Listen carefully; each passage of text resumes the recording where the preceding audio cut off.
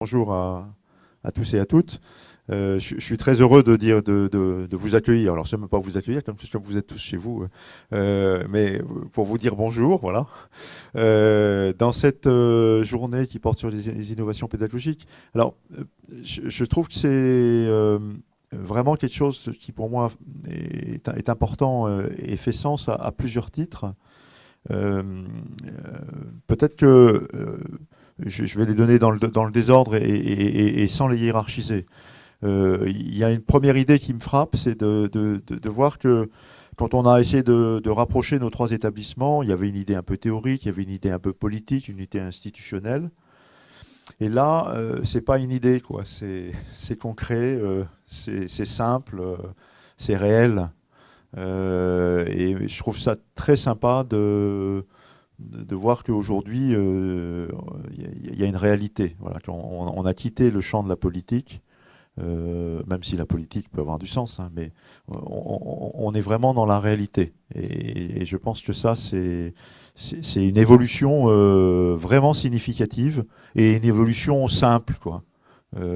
J'allais dire une évolution amicale. Enfin, et dans ce sens-là, moi, je suis très touché par ça. La deuxième chose, c'est que dans le domaine des innovations pédagogiques, c'était un point qu'on avait mis en avant lors de nos premières réunions il y a quelques années. Et on voit bien que les choses sont en train de se transformer. Et je pense que les premières réunions qui étaient les vôtres, c'était des réunions un peu théoriques, dans lesquelles on mettait en avant des nouvelles pratiques et plutôt des idées. Et je vous avais dit, je crois, il y a un an ou deux, que ce qu'il fallait maintenant, c'était passer des idées à la réalisation. Bon, je pense qu'aujourd'hui, vraiment, significativement, il y a un certain nombre d'objets qui sont créés et qui montrent encore une fois la réalité des innovations que vous imaginiez.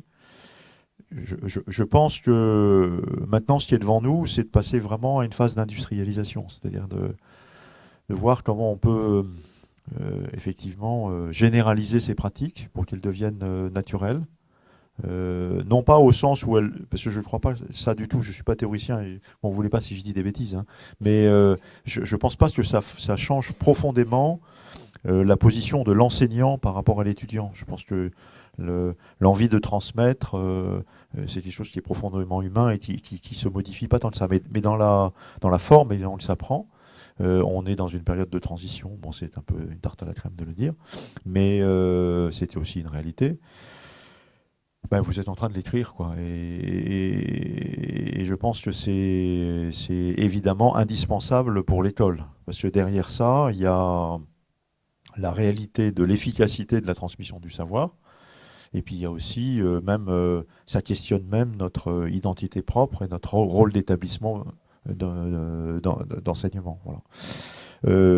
Voilà les mots d'introduction que je voulais vous dire. Donc, merci à tous pour être là. Et puis, on a un conférencier alors, avec qui j'ai échangé, Denis Jacquet, là, qui va nous faire une conférence à laquelle, malheureusement, je ne peux pas participer. Alors là, je le regrette, parce que là, les quelques mots que j'ai échangés me donnent envie de rester, mais je ne peux pas. Par contre, je vais trouver son bouquin, puis je vais essayer de le lire. Voilà, donc je pense que c'est très bien aussi de mettre en perspective ce qu'on fait et par des éclairages nouveaux. Merci Arnaud. Juste pour préciser donc le cadre dans lequel est fait cet événement, c'est un des événements du groupe de réflexion sur l'innovation pédagogique qui est animé entre les trois écoles. Donc on mène différentes actions que vous pouvez voir à travers la journée pédagogique de l'Alliance et puis les différents événements.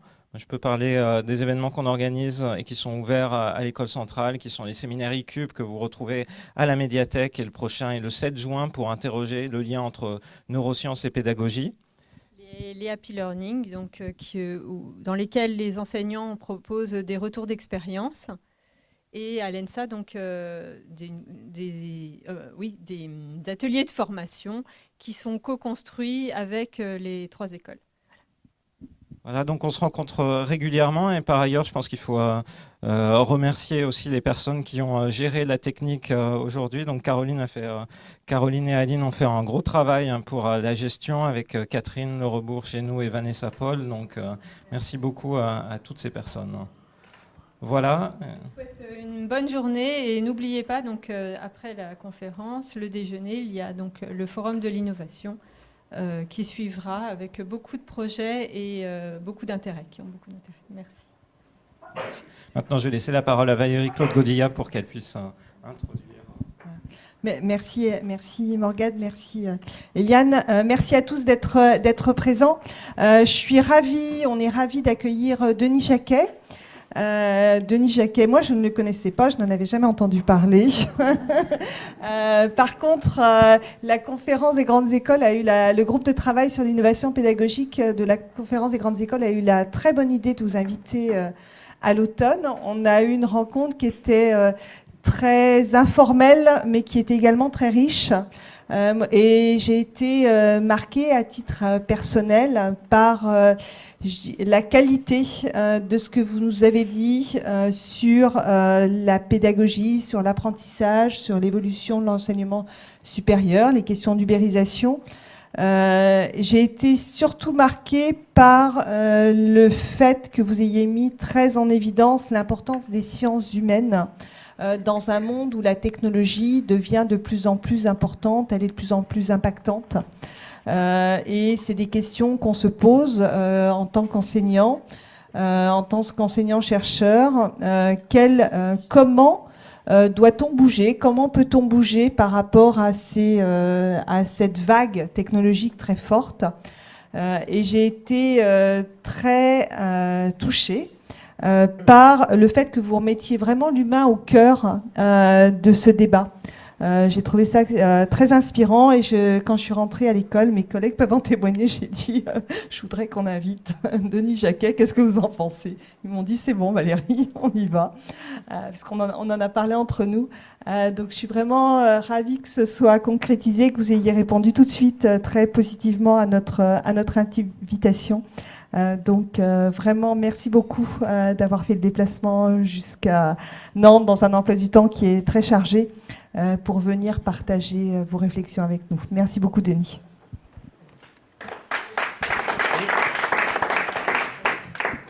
Et vous avez besoin du micro pour l'enregistrement, c'est ça? D'accord.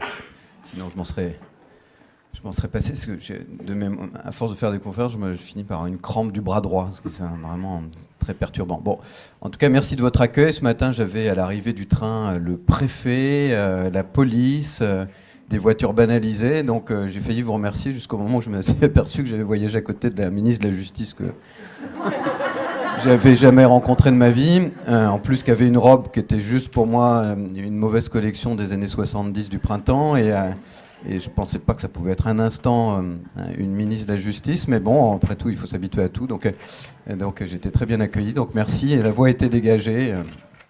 C'était fantastique comme accueil, ça m'est assez rarement arrivé à ce point-là, sauf qu'ils ne m'ont absolument pas regardé, donc j'étais très vexé. Alors, ce que je vous propose, on se donne combien de temps déjà? 3 heures, 4 heures, je ne sais plus. Ouais. Ouais, toute la matinée. Ouais, 1 heure? 1 heure? Peut-être ce qu'on avait convenu un peu par nos échanges mails, puisqu'on a des relations très virtuelles au XXIe siècle, c'était à la fois de refaire un petit tour de ce qu'est la connexion entre la transformation digitale, l'ubérisation et la formation, l'enseignement, l'éducation, et de voir comment on pouvait l'aborder, comment on l'abordait nous à l'Observatoire de l'ubérisation, c'est-à-dire sur quoi on avait travaillé avec le groupe formation et quels étaient un petit peu j'ose pas dire le fruit de nos travaux, le fruit de certains délires et prospectives, parce qu'il y a aussi un moment, quand on ne sait pas ce qui va se passer dans les années à venir, c'est quand même assez compliqué de faire des plans sur la comète. Et donc je pense qu'en matière d'éducation, ça va être encore plus compliqué que dans les autres matières, puisque ça va être à la fois le levier essentiel de la transformation, mais pour une transformation dont on ne connaît pas l'issue. Donc du coup, là, pour naviguer en plus qu'en période d'incertitude, on ne peut pas faire mieux. Bon. Vous m'excuserez si je balbutie un peu, ça va s'arranger avec le temps, mais c'est juste que je ne suis pas habitué aux 5 heures du matin à un réveil, donc je suis un homme du soir, mais pas du... Contrairement à Macron, il me faut vraiment mes 6 heures de sommeil. Lui, il tient avec 4, moi, j'arrive pas. Donc... dans 5 minutes, j'arriverai à parler clairement, ça sera audible, compréhensible. Mais donc, c'est vraiment enfin, je l'avais dit, je crois, quand on s'était rencontrés, je suis pas forcément certain que j'aimerais avoir votre job aujourd'hui. Il y a 2 jobs en gros que j'aimerais pas avoir, c'est être le patron d'un groupe du CAC ou la patronne et enseignant, parce que dans les 2 cas, je sais pas ce qui m'attend. Voilà. Et plus particulièrement pour vous, je ne sais pas à quoi former pour des métiers qui n'existeront plus dans moins de 10 ans pour la plupart, au moins 40% d'entre eux, ou qui vont muter. Bon. Et donc du coup, former des gens à des choses qui leur seront soit inutiles ou auront disparu est quand même un challenge pas évident. Donc je préfère vous en parler que d'être à votre place.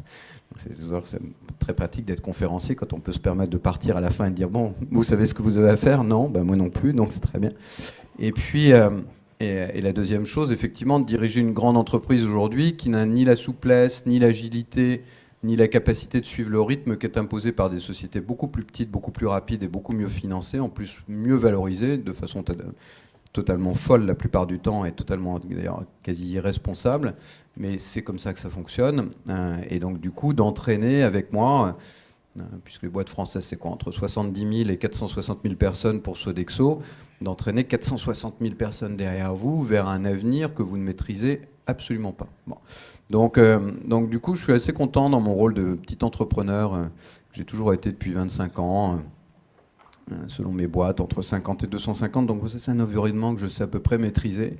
Au-delà, je trouve ça assez impalpable et j'ai jamais essayé d'y toucher. J'étais salarié 3 ans dans ma vie, donc je ne sais pas ce que c'est qu'un grand groupe et en plus, je suis incapable de m'y insérer. Donc, comme tous les gens très indisciplinés, on n'est jamais entrepreneur par hasard. Donc du coup, m'insérer dans un organigramme, c'est un truc que j'ai jamais réussi. Ma mère avait tenté de me mettre dans les scouts. Je crois que j'ai tenu 3 heures, j'étais viré. Enfin, elle a tout essayé, je pense, avec moi. Donc, et quand j'ai fait HEC et que je lui ai annoncé au bout de 3 ans que je montais ma boîte, elle était terrorisée. Donc, mec, même mon fils, on t'a pas payé des études pour faire ça. Bon, c'était il y a 20 ans. Donc maintenant, vous avez des incubateurs dans toutes les écoles. La mentalité a énormément changé, mais de mon époque, puisque j'ai quand même près de 28 ans, effectivement, la réaction n'était pas la même. Donc, ce que je vous propose, c'est peut-être effectivement... puisqu'on parlait de l'humain avec 3 sous-thèmes, on s'est dit que la place de ces matières que vous rappeliez tout à l'heure, la place du digital dans l'enseignement. Bon, en plus, j'ai une boîte de e-learning depuis 15 ans, donc au moins c'est un sujet sur lequel j'ai un vague début d'expertise. Et puis la troisième qui était le lien entre l'entreprise et le monde éducatif, quel qu'il soit pour nos enfants ou qu'il soit pour... nos plus grands enfants dans les écoles et de savoir comment cette perméabilité, cette osmose, cet échange, ces allers-retours vont éventuellement devoir s'organiser. Et puis aussi en évoquant tout un tas de modèles que vous connaissez très bien, qui sont testés un peu partout, d'écoles sans prof, l'école 42, d'écoles sans diplôme, d'écoles très courtes, de structures déstructurées, enfin comme Thierry Marx a pu le faire avec les CAP, en découpant finalement le travail et l'éducation d'un futur chef en 8 étapes, et je crois qu'ils se font en 6 semaines, non plus dans 3 ans, sur lequel on pourra revenir si ça vous intéresse, parce que je trouve que l'expérience de Thierry est intéressante, et surtout intéressante parce qu'elle a du succès. C'est-à-dire que quand vous montez une école cuisine mode d'emploi dans les quartiers nord de Marseille, où tout le monde vous attend avec des kalachnikovs, et que vous sortez avec 92% de gamins qui trouvent un job, ça questionne forcément assez fortement sur la façon dont on doit former les jeunes aujourd'hui, sur des métiers de basse qualification comme sur des métiers de haute qualification. Alors, comme on est vendredi, et que vous êtes tous en pleine forme, on va commencer par les choses déprimantes, et puis après on va aller vers des choses un peu plus douces. Quel est le monde dans lequel on vit ? Bon, alors tout ce que je vous dis en fait ne sort pas de chez moi. Je suis comme vous, j'ai une intelligence qui est ce qu'elle est, donc elle ne s'étend que grâce à celle des autres. Bon. Donc du coup, j'essaye d'avoir par contre une bonne capacité de synthèse et de vous parler de ce qu'on a pu travailler en France, à l'étranger, autant avec des sociologues, des anthropologues, des formateurs, des syndicalistes, des politiques, des patrons de grands groupes, des patrons de plateformes. Ce qu'on a fait au sein de l'Observatoire de l'ubérisation, c'est rassembler des gens qui n'étaient pas d'accord entre eux, qui venaient d'univers différents, ce que détestent faire les Parisiens, c'est-à-dire rassembler des gens d'abord qui sortent du périphérique, c'est l'outrage suprême des barbares, les faire venir dans des cercles de réflexion parisiens, vous n'y pensez pas. Bon. Et donc pour moi qui suis provincial, ça me fait toujours doucement rigoler. Et donc on a essayé de casser un petit peu ce cercle à pensée unique qu'est la pensée parisienne, et donc de faire venir des gens effectivement qui étaient vraiment très contre ce phénomène de plateforme et d'ubérisation, des gens qui étaient très pour, des gens qui n'avaient pas d'avis, des gens qui le voyaient sous l'angle de leur expertise, mais assez, il faut le dire de façon tout à fait modeste, mais en même temps où chacun voit la vérité de l'humanité en fonction de son degré d'expertise, mais jamais à 360 degrés sur des choses qui pourraient remettre en cause effectivement sa vision du monde. Et ce qui est très compliqué dans un monde qui change, c'est de croire qu'elle se fait toujours à travers son propre niveau d'expertise. Et ça, c'est très dangereux, parce que le scientifique va le voir d'une façon, le philosophe va le voir d'une façon, le politique d'une façon. En réalité, le corps humain comme l'humanité, c'est quelque chose de très complexe, avec des interactions folles, et penser que tout n'obéit qu'à une sorte de loi est juste une hérésie totale. Donc du coup, quand on veut faire quelque chose d'intelligent, il faut réunir des gens différents. Donc la première leçon, effectivement, de l'éducation, qui devrait être certainement la plus appuyée, c'est celle de la diversité. Et donc, à partir du moment où vous naviguez en période de certitude, vous pouvez vous permettre cette espèce d'ostracisme de la personne qui est différente et qui ne pense pas comme vous. Parce qu'à la limite, bon, c'est confortable et pourquoi pas. Bon, on voit où ça mène, mais néanmoins, c'est tentable. Bon. À partir du moment où vous ne savez pas où vous allez, vous avez besoin d'avoir des clignotants, des éclaireurs et des avis très différents surtout. Et c'est ça que j'aime dans cette période, c'est que du coup, ça remet en avant, pas seulement des matières, mais des gens qu'on n'écoutait plus. Et donc, du coup, ça permet de se dire, qu'on soit scientifique ou anthropologue, l'anthropologue a presque plus de validité aujourd'hui sur l'analyse de l'évolution de la société que n'importe quel scientifique ou ingénieur ou école de commerce, etc. C'est eux, parce que finalement, on se remet dans l'histoire de l'humanité, de l'évolution de l'humanité. Et je ne sais pas si vous avez lu Sapiens, qui vaut ce qu'il vaut, mais qui est néanmoins un beau trait plutôt bien écrit de 600 pages. Homo Deus, c'est un peu plus tortueux, je trouve, mais c'était quand même intéressant de voir que finalement il y a une espèce de ligne qui se détache et que si on l'oublie, on oublie beaucoup de choses. Et que finalement il y a aussi beaucoup de choses qui se répètent sous une forme différente, et il y a aussi beaucoup de choses qui se transforment, et que souvent croire qu'on peut faire disparaître le changement parce qu'on l'ignore est juste une folie furieuse. Donc du coup, quatre phénomènes un tout petit peu inquiétants, plutôt pour nous, c'est-à-dire occidentaux, hommes, blancs, dans ce monde gouverné par les hommes, avec le succès qu'on connaît. Alors, première chose, tout d'abord, on vieillit. Bon, et ça, c'est un phénomène très important, parce que le vieux rêve de l'homme, c'est l'immortalité. La femme n'en a pas besoin, elle l'est déjà. Puisqu'elle donne la vie, elle n'a pas besoin de ce délire très masculin, de se dire « je vais être immortel ». Bon. Et donc l'immortalité, ça reste aujourd'hui le produit marketing le plus vendeur. Et quand Google dit qu'il va tuer la mort, on se dit, on rigole doucement, mais sauf que ça fait frétiller, non pas les ovaires, puisqu'on n'en a pas, mais de la plupart des hommes de la planète qui se disent « ça y est, mon pouvoir, je l'ai, et en plus, il est éternel ». Fantastique. Bon. Et donc, que vous preniez quelqu'un qui est sur son lit de mort ou quelqu'un qui a envie de durer longtemps, la perspective de ne jamais mourir, alors que c'est une connerie monumentale de vouloir vivre de façon immortelle, est juste un truc qui a un appel incroyable. Donc on est dans un pays qui vieillit, pas dans un pays, la France, dans des pays occidentaux qui vieillissent, et ça a des conséquences assez fortes, parce que si demain on vit jusqu'à 120 ans, ce que nous promet Google dans un premier temps, même s'ils disent que le premier homme immortel est déjà né, donc c'est peut-être l'un d'entre vous, donc, bon courage pour vous, vous connaissez la vieille phrase de Woody Allen, l'éternité c'est long, surtout vers la fin. Et donc du coup, cette espèce de délire qui arrive a un impact économique très fort, et sur la formation aussi, parce que quelle va être la validité pour moi de ce que j'aurais appris en sortant d'une école à 23 ans, quand à 110 ans je serai encore en activité. Bon. Et donc, et si vous allez plus loin, c'est-à-dire qu'on franchit cette espèce de seuil un peu biologique aujourd'hui, puisque l'être humain à 120 ans, en gros, tout s'effondre. Donc là, qu'on fasse du vélo, qu'on s'appelle Jeanne Calment, qu'on marie les deux, etc., à 120, boum, ça tombe. Bon. Et donc, si on franchit ce seuil, vous imaginez bien qu'effectivement, tout est remis en cause. C'est pas seulement la santé, les équilibres sociaux, la population de la planète, c'est la totalité de la structure de l'humanité qui change. Bon.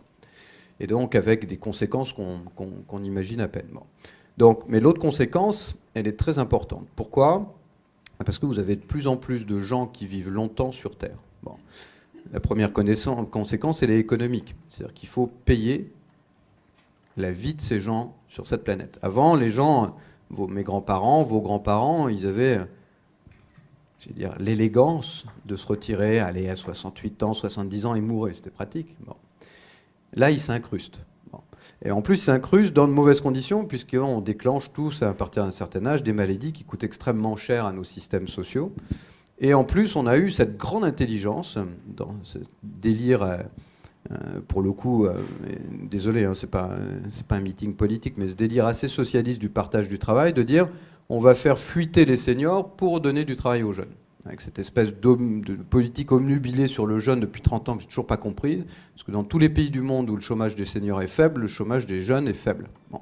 Et non pas je vire les vieux pour trouver de la place aux jeunes, ça n'a jamais marché nulle part. Bon. Mais on a fait ça. On a commencé par les pré-retraites, et puis...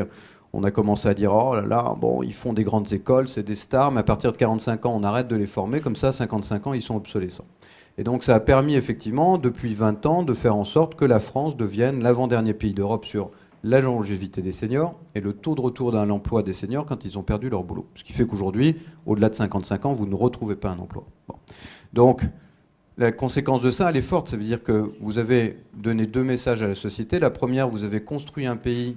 on ne vous en est pas reconnaissant, dégagé. Bon. Donc le message est juste désespérant pour toute une classe d'âge. La conséquence de ça, c'est que les jeunes, la conséquence positive, c'est qu'ils ont dit les entreprises, ça ne marche pas et j'irai pas.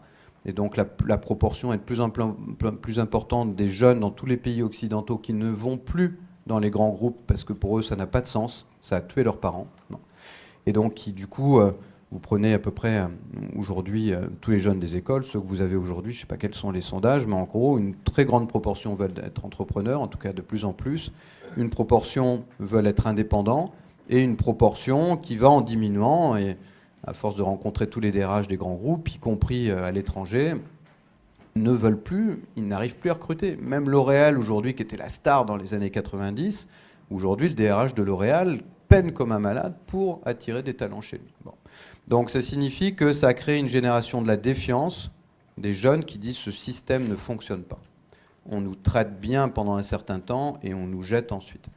Mais la troisième conséquence, elle est financière et économique, c'est qu'à un moment donné, quand quelqu'un vit jusqu'à 80 ans et qu'il est en dehors du système du travail à 55 ans, ça fait 30 ans pendant lequel il faut le subventionner. Bon. Et quand vous n'avez pas suffisamment d'actifs qui rentrent de l'autre côté, la question est de savoir comment vous faites ça. Et pour l'instant, on ne sait pas. Si, on sait. On emprunte sur les marchés tous les jours un peu plus et on creuse le déficit des États occidentaux un peu plus tous les jours pour alimenter cette poche. Et puis la deuxième, la pression des actionnaires qu'on décrit toujours comme des méchants capitalistes qui veulent gagner toujours plus d'argent. On oublie juste qui sont les actionnaires. Et les actionnaires dans le monde maintenant, ce sont les pension funds, ce sont les caisses de retraite. Donc les caisses de retraite, c'est pas qu'elles ont quelque chose, ces mauvais capitalistes qui veulent toujours plus de profits boursiers. C'est juste qu'à un moment donné, ils ont des chèques de fin de mois à faire à de plus en plus de retraités pendant plus en plus longtemps, donc il faut que les boîtes crachent du fric pour payer ça. Bon. Donc c'est pour ça que ça m'amuse toujours dans ces discours très français, Le Monde, il y a 1 mois et demi, les boîtes françaises ont fait 84 milliards de profits. Mais avec quoi tu crois que tous les jours on va payer les retraités, le chômage, la sécurité sociale, si ce n'est avec les profits de ces groupes? S'ils n'en font pas, le pays s'écroule. Bon. Et donc, je veux dire, ça devrait être puni par la loi de faire des unes comme ça dans un journal. Non. En plus, 84 milliards accessoirement, c'est même pas la moitié de la trésorerie d'Apple, c'est de la rigolade. On devrait avoir 10 fois ça. Bon. Donc la trésorerie d'Apple, c'est 168 milliards de dollars. Et nous, toutes nos boîtes du CAC 40 font 84 milliards de profits. Avec quoi pensez-vous que le pays tient encore? Uniquement avec les profits des grands groupes et vos impôts. Bon. Donc, ce qui signifie qu'à un moment donné, il faut être un peu raisonnable et comprendre que ce système ne fonctionne plus et que tant qu'on n'aura pas à la fois réinscrit l'homme dans une longévité forte, parce que l'homme n'existe que par le travail. On peut se dire ce qu'on veut, mais l'existence sociale, l'estime de soi, le regard des autres, c'est votre travail. Demandez à un chômeur s'il a une estime de soi, la réponse est non. Demandez à un retraité à qui on a viré de son groupe à 60 ans s'il a de l'estime de soi, la réponse est non. Et nous, quand on a monté dans mon association le premier incubateur où on prenait les seniors des grands groupes pour les mettre dans des PME, on a transformé les gens. C'est pas pour la gloire que je vous dis ça, c'est juste qu'on a vu les gens se transformer. On a vu des gens arriver déprimés, incroyablement en dessous du niveau de la mer, et tout à coup reprendre une allure de jeune homme en moins de 6 mois. Parce que simplement le travail leur a redonné l'estime de soi, la notion d'utilité à l'autre, qui est un des fondamentaux de toute relation en société. Bon. Il ne faut pas oublier qu'on est des sapiens à l'origine, et qu'on est quand même codés anthropologiquement pour être dans une cellule tribale et interagir avec les autres. On ne sait faire, même si on en est inconscient, que par rapport à l'autre. Et donc, tant qu'on oublie ça, on oublie tout. Et en réalité, on n'est pas capable de vivre une vie en soi pour nous-mêmes. On ne la vit que par rapport aux autres. Après, les autres ont un cercle plus ou moins large selon les individus. Il faut que j'arrête parce que là, c'est un peu long mon intro. Deuxième truc. Donc ça, c'est un point fondamental parce que la France avait 42 ans dans les années 70, elle en a 53 aujourd'hui, elle en aura 62 en 2050. C'est déjà le cas au Japon depuis plus de 15 ans, qui est déjà même, je crois, 66 ou 67 ans de moyenne d'âge. Tous les pays occidentaux seront au-dessus de 62 ans en 2050. D'accord ? Donc ça signifie que la plus grande partie de la population, ce seront ce qu'on appelle aujourd'hui des vieux, ce qui est juste débile. À 60 ans, aujourd'hui, on n'est plus vieux. Non, bon. Moi, j'en ai 68. Non, ça ne marche pas non plus. Bon. Alors, j'aurais tenté 28 et 68, il n'y a plus qu'à faire la moyenne. Donc, du coup, ça, c'est le premier point. C'est un point essentiel parce qu'aujourd'hui, les consommateurs sur Internet sont essentiellement les seniors. C'est eux qui font tourner la bête. Alors que les boîtes sont faites par des moins de 25 ans. Bon. Même si, aux États-Unis, 42% des start-upers ont plus de 50 ans. 40%, pas 5%, 40%. Donc on néglige souvent la capacité des seniors à créer les boîtes. Deuxième élément important, on est endetté. Donc là, je vous la fais courte. Il y a 30 ans, il n'y avait pas un pays qui avait plus de 30% d'endettement sur son PIB. On est tous entre 90 et 150%. Bon. Donc c'est très clair, chaque enfant qui naît avec une dette. C'est la seule certitude qu'il ait. Il naît avec un package. Voilà, débrouille-toi, ça va t'exploser au nez bientôt. Tu nais avec, et même ton petit-fils et ton arrière-petit-fils, on a endetté 2 ou 3 générations et on continue à creuser le truc. Les États-Unis sont revenus exactement depuis 2 ans déjà au niveau des subprimes de 2008. Aujourd'hui, c'est essentiellement les emprunts étudiants et les emprunts automobiles. Ça a dépassé il y a 2 mois le niveau qui était celui de 2008. Donc ça veut dire qu'on est en situation de bulle à tout moment. C'est-à-dire s'il y a un crack sur la croissance, tout explose. Bon. Donc cette conséquence-là sur l'endettement, elle est claire, c'est qu'à un moment donné, à partir du moment où vous êtes endetté, vous et moi, quand on l'est dans nos vies personnelles, il y a un moment où on nous demande de payer. Bon. Les États ont cette chance, c'est qu'à un moment donné, on leur demande jamais de payer. Même si vous êtes la Grèce, vous finissez toujours par trouver quelqu'un qui paye pour vous. Ça, dans la vie réelle, ça n'existe pas. Non. C'est assez rare qu'il y ait quelqu'un qui paye pour vous quand vous êtes endetté. Tout à coup, vous n'avez plus de compte en banque, vous êtes interdit bancaire et c'est fini. Bon. C'est ce qui va arriver bien évidemment aux États aussi, parce qu'à un moment donné, si la croissance continue à se tasser, même si on a un petit regain tout à fait passager, on n'aura plus de croissance pour une raison simple, c'est qu'on n'a plus de démographie. La croissance, ça ne s'invente pas. Si vous n'avez pas de démographie, vous n'avez pas de croissance. Des éclairs passagers, si vous avez effectivement quelques Chinois qui grossissent, quelques Indiens qui consomment, quelques Africains qui se développent, mais ça, il n'y a pas de croissance. Il n'y aura plus jamais de croissance en Europe. Bon. Donc, du coup... Je vous ai dit, c'est un peu déprimant, mais ça va s'arranger. Et donc ça, c'est un élément extrêmement important parce que ça veut dire qu'on a hypothéqué notre avenir et que tout le monde le sait. Avant, ça se cachait sous les tapis. Avec la transparence de l'Internet, c'est plus possible. Donc les gens en sont conscients. Et donc, regardez, et ça c'est la troisième conséquence, il n'y a plus un seul pays occidental dans lequel la génération actuelle va améliorer la situation de la génération précédente. Et ça, c'est la première fois dans l'histoire de l'humanité que la génération suivante n'améliore plus la situation de la précédente.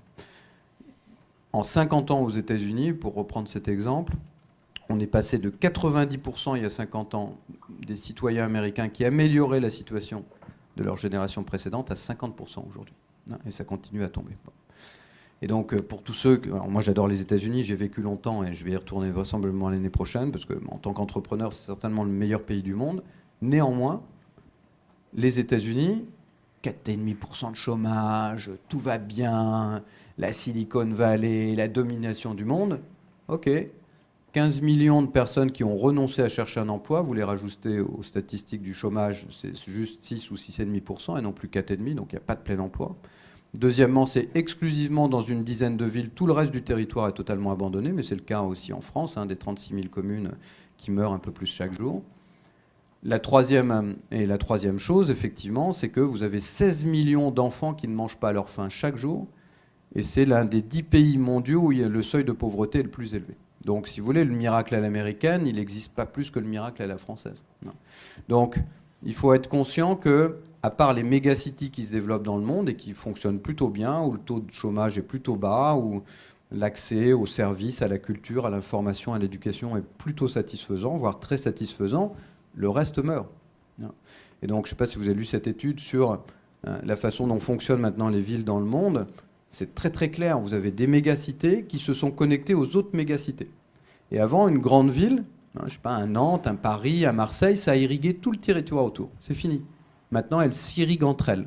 Mais elles ont totalement appauvri. Donc, vous êtes à 40 km d'une ville où il y a un immobilier florissant, des jobs à foison, etc. 40 km plus loin, il n'y a rien.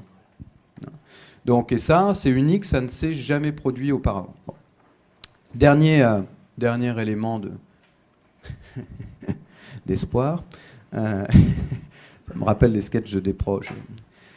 Mais dernier élément effectivement inquiétant, c'est cette nouvelle forme de capitalisme totalement fou auquel on assiste à travers les valeurs du digital. Moi, je suis plutôt libéral. Vous l'avez compris, plutôt entrepreneur, j'ai rien contre l'argent et la réussite, bien au contraire, mais à partir du moment où elle a un sens. Bon. Et à partir du moment où elle est assise sur des choses que je comprends. Alors peut-être que c'est parce que je comprends pas, ça ne veut pas dire que c'est pas bien. Mais si vous voulez, une boîte qui perd 3 milliards et qui en vaut 100, c'est pas ce qu'on m'a appris dans mon école de commerce. Alors peut-être qu'il faut que je désapprenne et réapprenne autre chose, mais à un moment donné, je n'arrive pas à comprendre comment on peut attribuer de la valeur à quelque chose qui n'en a pas ou qui n'en aura peut-être jamais. Bon. En clair, le profit, c'est utile. Si vous voulez une politique humainement centrée, il faut être économiquement pérenne. On n'a jamais vu des boîtes perdant de l'argent capables d'apporter un socle social à la nation. Ça n'existe pas. Et donc, quand on discute, nous, depuis quelques 2 années maintenant, avec les plateformes Deliveroo, Foodora, Stuart, Hitch, Uber, etc., on leur dit, écoutez, il faut quand même un socle fondamental pour les livreurs, pour les chauffeurs, pour les gens de l'ubérisation. Ils disent, ouais, on peut essayer de faire quelque chose, mais on perd déjà du fric. Donc vous nous demandez d'en perdre un peu plus. Donc le profit, c'est utile pour ça. Parce que le profit, vous pouvez l'utiliser pour faire des choses bien. Quand vous n'en avez pas, c'est toujours un choix un peu cornélien de se dire, bon, je vais peut-être en faire un peu plus, mais je vais dire à mes actionnaires que je perds un peu plus d'argent. Donc du coup, c'est très compliqué aujourd'hui dans cette économie, parce que 76% de la capitalisation boursière est faite par des valeurs qui perdent de l'argent. À part Apple, à part Google selon les années, à part Facebook, ils perdent tous du fric. Skype n'a toujours pas gagné un fifrelin en 20 ans, les WhatsApp, les trucs, les machins, ça ne fait que perdre de l'argent. En France, on s'extasie devant Blablacar, c'est juste une stupidité monumentale. Au-delà du fait que ce qu'ils font est bien, la boîte n'existera vraisemblablement plus dans 3 ans, pour une raison très simple, c'est qu'il n'y a pas de modèle économique. Économiquement, avec quelques centimes par trajet, vous ne pouvez pas gagner de l'argent. C'est juste mécaniquement impossible. Et quand vous dites qu'ils ont levé 300 millions d'euros et que ça fait égosiller la presse française, oui, ça y est, on a une licorne. Au moment où ils se valorisaient 1,5 milliard, ils faisaient 23 millions d'euros de chiffre d'affaires et ils en font 40 aujourd'hui. Et ils en perdent 40 chaque mois. Bon. Donc cette boîte n'existera plus. Waze, demain, lance un Blablacar, elle réussit 2 fois mieux que Blablacar. Bon. Donc ça signifie qu'à un moment donné, comment peut-on valoriser 1,5 milliard ? Moi, je suis ravi pour Frédéric, mais 1,5 milliard, une boîte qui fait 23 millions d'euros de chiffre d'affaires et qui perd plus de chiffre d'affaires tous les mois que son propre chiffre d'affaires annuel. Bon, c'est une stupidité. Ça signifie qu'à un moment donné, comme on n'arrive plus à dégager du profit parce qu'il n'y a plus de productivité, notamment, bah, du coup, on a inventé un nouveau truc, c'est la survalorisation. C'est-à-dire qu'on a mis en prison Bernard Madoff il y a quelques années en disant « Ouh, le méchant qui fait du Ponzi », et on l'a institutionnalisé à l'échelle de la planète. Donc on a dit, bah, il faut trouver un abruti qui considère qu'Uber va 100 milliards, et il va leur trouver un abruti au carré très rapidement qui considère que ça vaut 200, parce qu'avec la plus-value qu'il va réaliser, il va pouvoir payer les chèques de fin de mois, donner de l'argent à tous les États qui s'endettent et payer les chèques des retraités et les déficits sociaux de la terre entière. Parce que c'est ça aujourd'hui.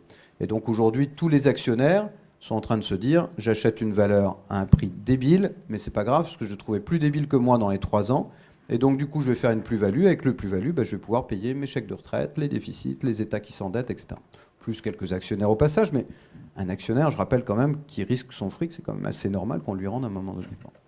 Donc, du coup, on est dans une situation assez complexe où finalement on est sorti d'un capitalisme boursier qui marchait déjà plus pour aller vers un capitalisme de la survalorisation qui est encore pire puisqu'il peut exploser à tout moment.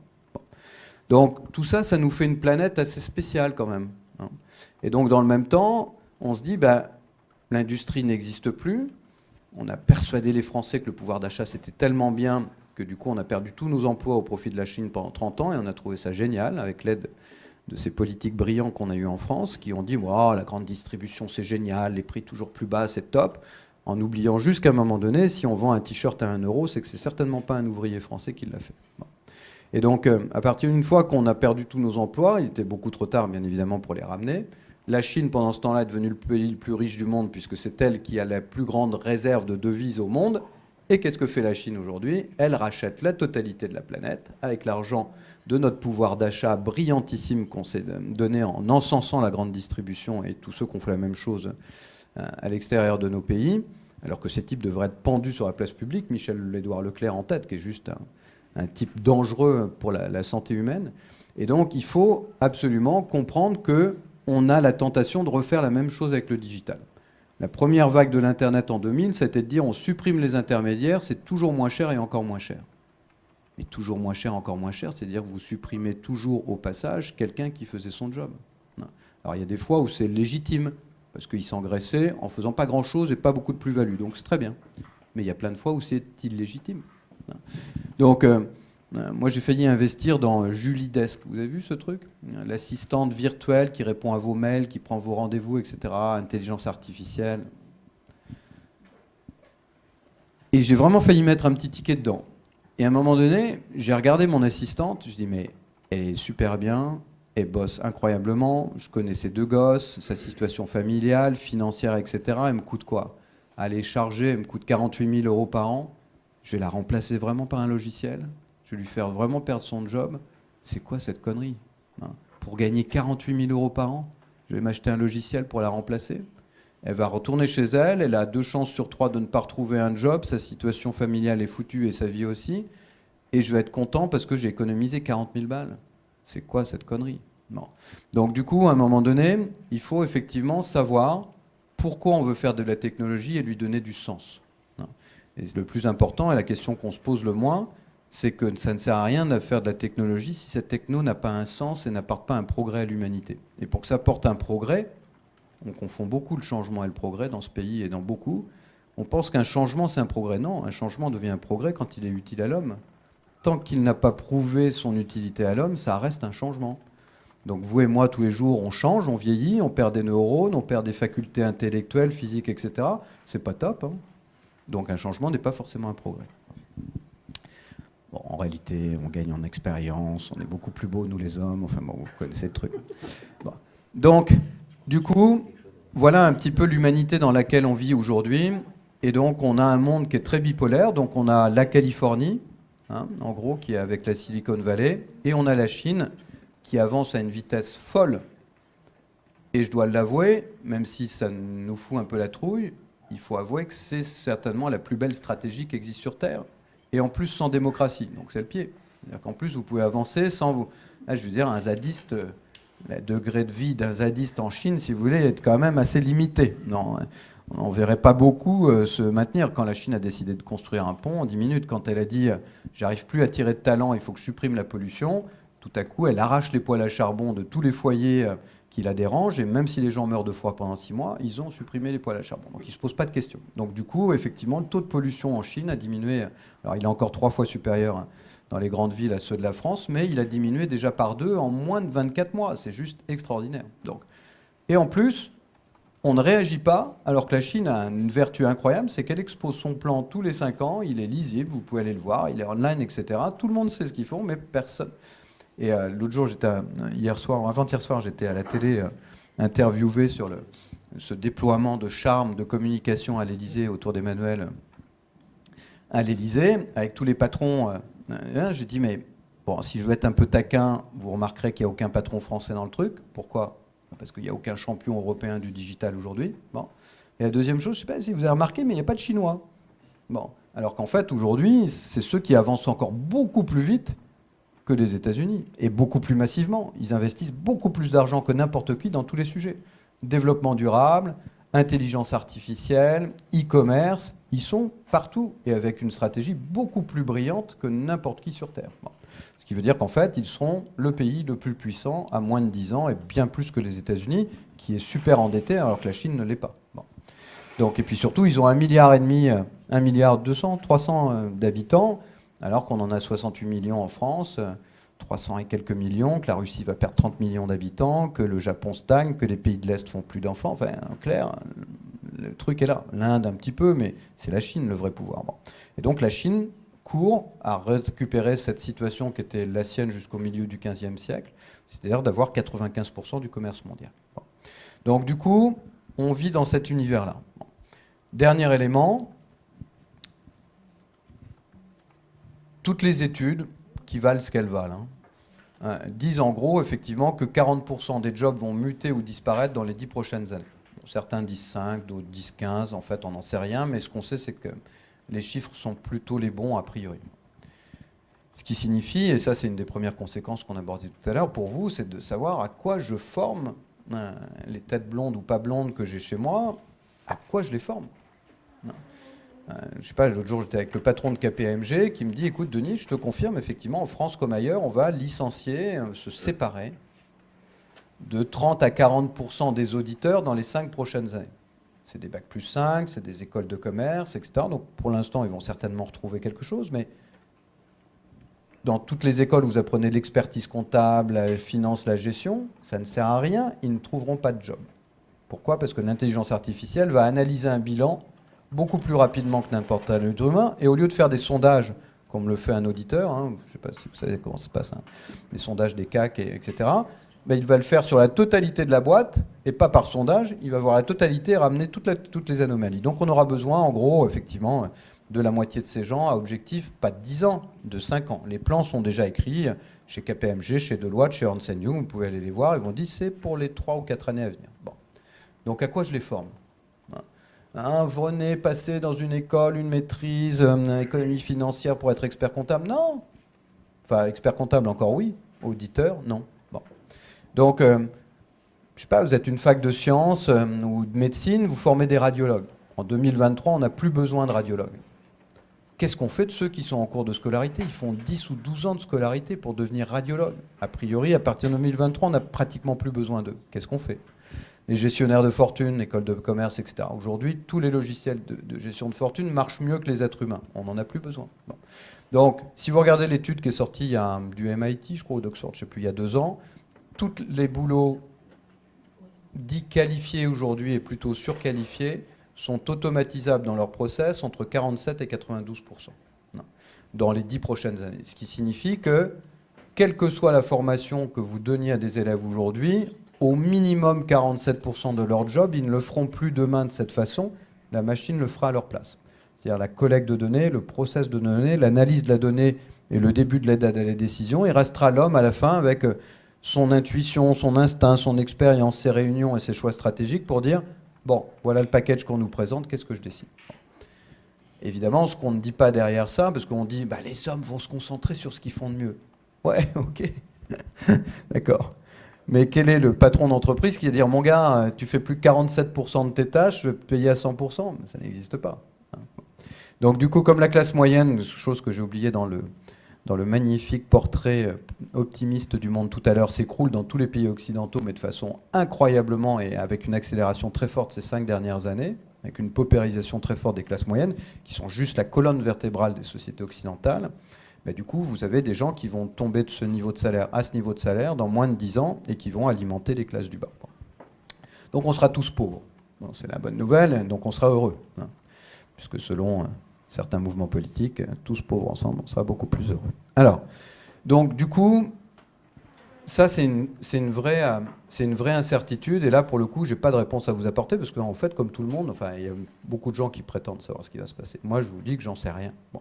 Ce que je sais, c'est qu'effectivement, on a 2 des meilleurs spécialistes mondiaux de l'intelligence artificielle qui sont dans l'observatoire avec nous, qui sont à Palo Alto pour l'un notamment.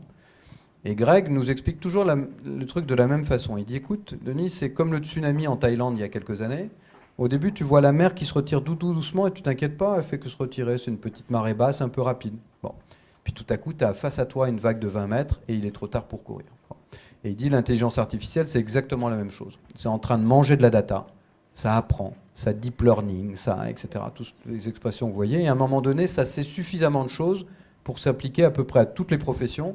Et là, ça va s'abattre sur le monde à une vitesse telle que les ravages vont être monumentaux. Donc est-ce qu'on va savoir recréer de l'emploi ? Peut-être, mais certainement pas avant 5 ou 10 ans, ce qui veut dire qu'il va y avoir une partie de sacrifice énorme. Et surtout, à nouveau, ça repose la question de savoir à quoi on forme ces gens-là. Bon.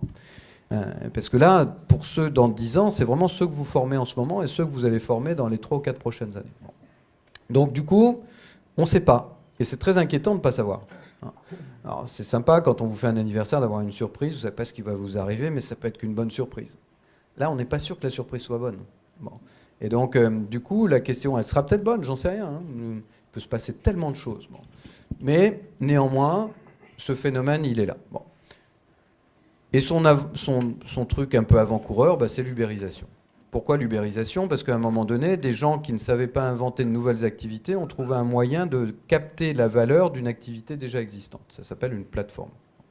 Donc vous appelez Uber, Airbnb, etc. Vous n'avez pas inventé le métier du taxi, vous n'avez pas inventé le métier de la location d'appartements, vous n'avez pas inventé le métier de la livraison à domicile, mais vous dites, je vais le faire mieux, plus rapidement, de façon plus fluide, avec une expérience client beaucoup plus intéressante.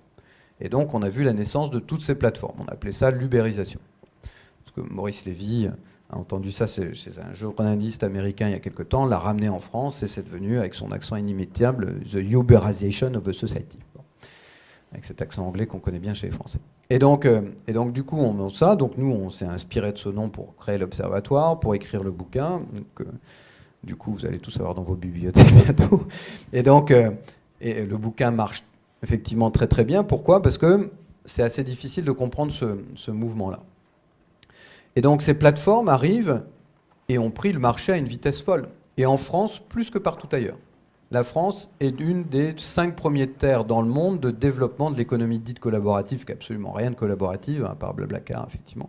Le reste, ça n'a rien de collaboratif. Je ne vois pas en quoi le fait de se faire livrer une pizza à quelque chose de collaboratif. La collaboration entre la pizza et vous est assez limitée, en plus de durée assez temporaire, surtout si elle est chaude. Donc voilà, et la collaborativité de cette économie, je n'ai pas encore bien comprise, mais néanmoins on l'a appelée comme ça. Et donc du coup, je ne crée pas directement de valeur, puisque je n'ai pas de taxi, je n'ai pas d'appartement, je n'ai pas de truc, mais je me mets au milieu. Hein, et finalement, grâce à une plateforme qui est tellement beaucoup plus fluide, beaucoup plus rapide, beaucoup plus facile, les gens finissent par l'adopter. Et donc pourquoi c'est le prémisse de ce qui va se passer dans le monde ? Parce qu'ils ont compris que ce n'était pas tant l'amour du client qui les drivait, même si on dit client first, etc. C'est qu'ils ont compris que si on voulait savoir ce que voulaient les gens, il fallait tous les jours être dans leur vie. Et qu'à partir du moment où ils avaient le smartphone dans leurs mains tous les jours et qu'ils allaient se servir des applis, tous ceux qui auront les applis majeures de cette planète sauront exactement ce que font les consommateurs et donc seront les maîtres du jeu demain. Donc c'est la data. En réalité, tout le monde s'en fout du client. Ce qui l'intéresse, c'est que plus il l'aime, plus il récupère de data. Et donc tout à coup, des boîtes qu'on ne connaissait ni d'Ève ni d'Adam, au moment où les gens se défient des institutions, des grands groupes, de la politique, des structures, etc., ont accordé une confiance incroyable à des gens qui ne connaissent ni d'Ève ni d'Adam, qui ont souvent moins de 2 ans d'existence et à qui ils livrent tout.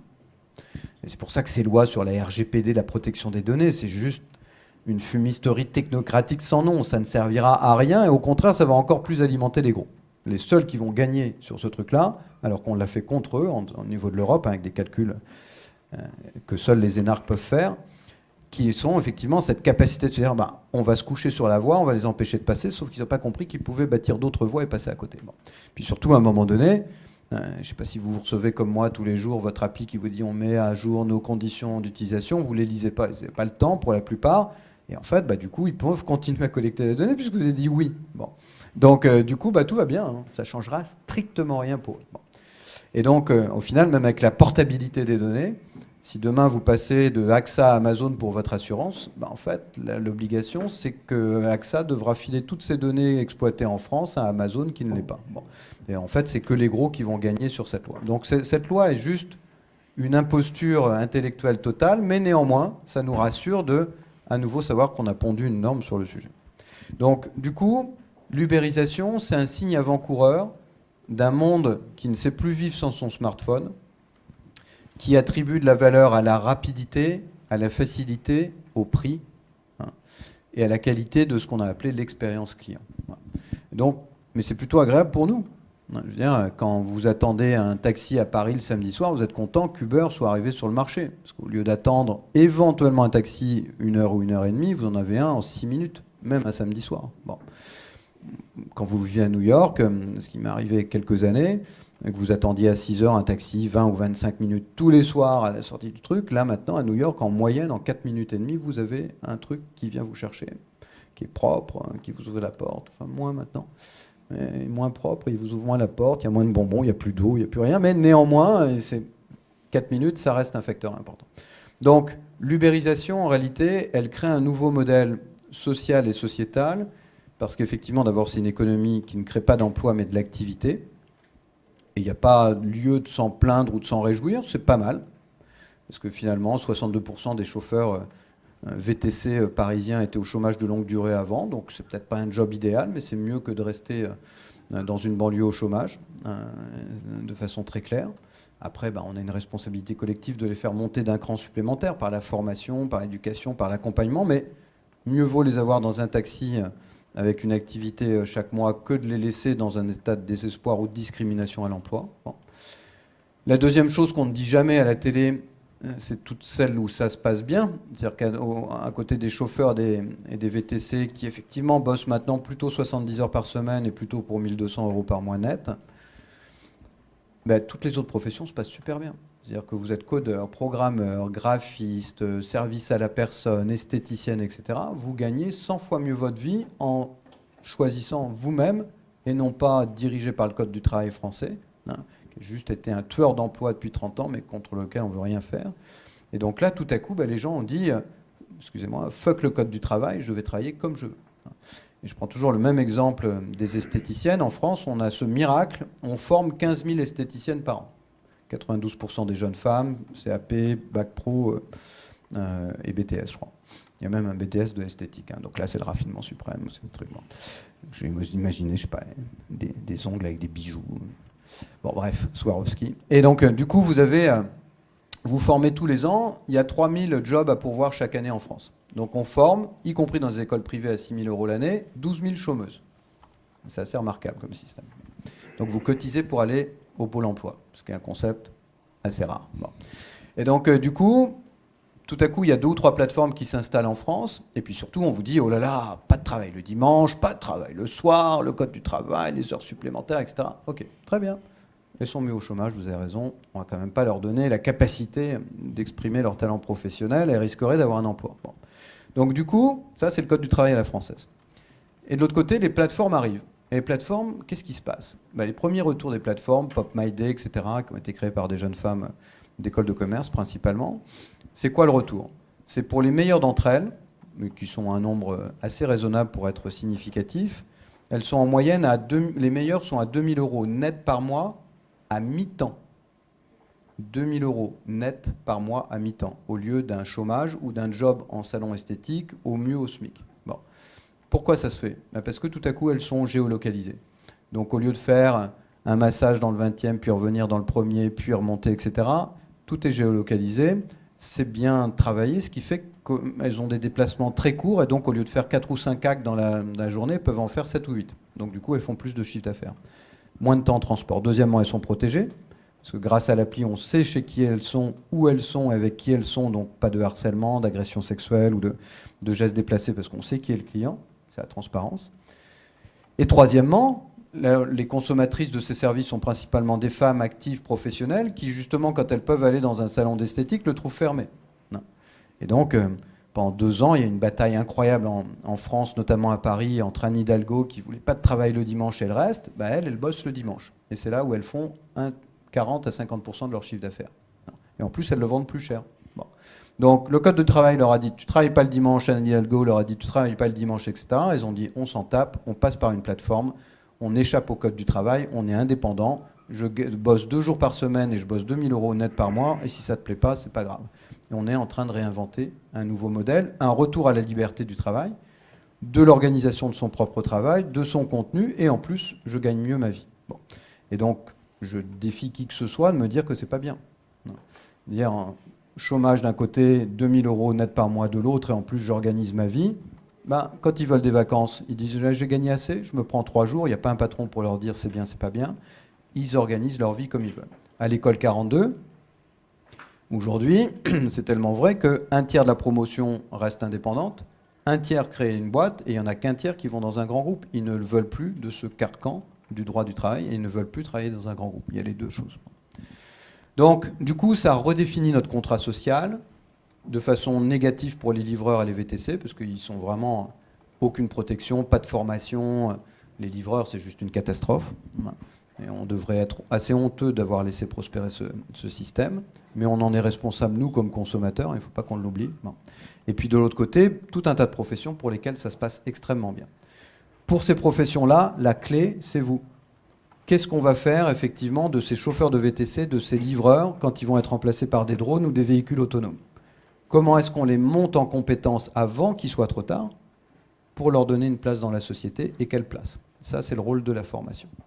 C'est peut-être pas ceux que vous traitez évidemment ni à l'école centrale, Audencia ou ailleurs, mais néanmoins, c'est des corps de millions de gens dont quelqu'un va devoir se soucier à un moment donné, qui vont avoir un peu de pouvoir d'achat parce que les plateformes commencent à investir dans leur formation, et qu'il va falloir aider à trouver quelque chose qui sera disponible sur le marché en fonction de leurs compétences, capacités intellectuelles et disponibilité du marché. Donc ça, c'est un vrai sujet de formation parce qu'il est massif et qu'il est extrêmement important, parce que si la masse la plus importante n'a pas de job, on ne pourra pas faire vivre notre modèle social.